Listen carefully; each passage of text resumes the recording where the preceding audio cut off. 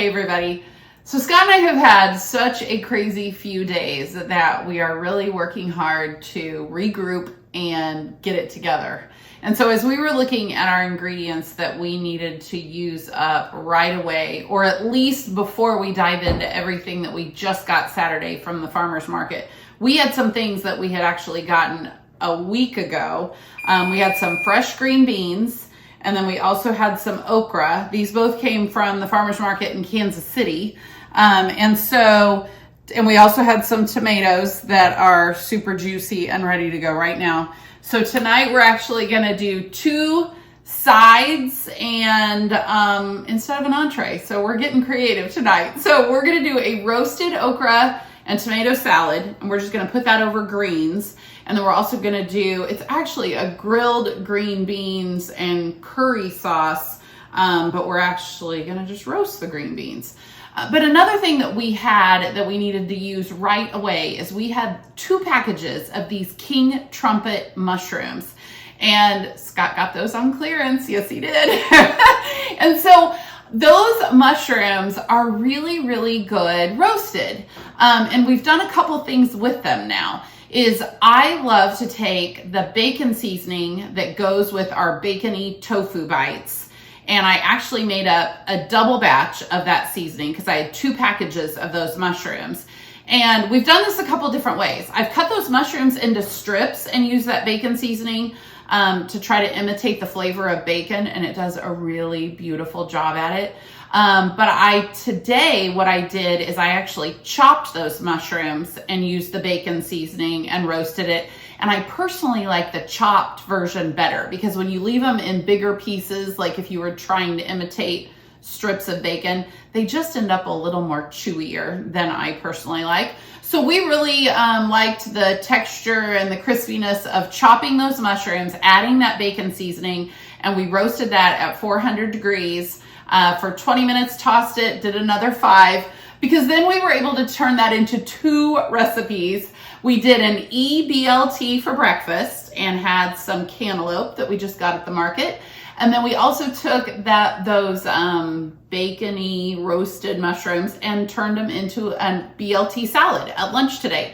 And that was the most ridiculously delicious salad. It was screaming with personality, and it was perfect for lunch, and it was so, so good. So we are going to take our green beans. This is just a different variety of green beans. They're kind of more of like a yellow than a green. I'm gonna add a little bit of olive oil. And then this is a mixture of some turmeric and chili powder and a little salt and pepper.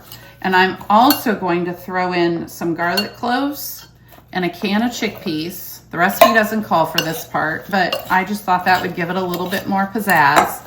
So we're going to spread this out on one baking sheet. So this is the perfect example of, even though the recipe says grill, we're gonna roast. It's interchangeable, easy to flip those out. So we're gonna roast this at 400 degrees. Then what we're gonna do is we're actually gonna take the okra, and what I did is I cut the stem off, just like this. And then I actually trimmed the very end of them. And then I cut them lengthwise. Some of them were a little larger, so I cut them in half first. So then we've got all the okra. The beautiful thing about roasting okra is a lot of people think they don't like okra because it can kind of be a little slimy, and that's just part of the okra. That's why it makes it great for like gumbos and jambalayas, because that acts as a thickener. But so roasting it, they will not be slimy. They will be caramelized and crisp and so, so good. So we're adding a little salt, pepper, and garam masala. And again, just a drizzle of olive oil. And then toss this up. Yep, I did them in the same bowl. It doesn't really matter. All the seasonings we like. And then we're gonna spread these on another baking sheet in a single layer. And we're gonna roast both of them for 20 minutes. Toss them and do another 5. And then this is going to turn into the okra tomato salad. And then this, we're gonna make a curry dipping sauce to go with this, and voila, dinner. So we just got the okra and the green beans, chickpeas, and garlic out of the oven, and I let them cool just a little bit. So see what I mean? The okra is browned and crispy, not slimy at all. So in our bowl, I have 1 chopped tomato, a small sliced red onion, some basil. Kind of went crazy on the basil.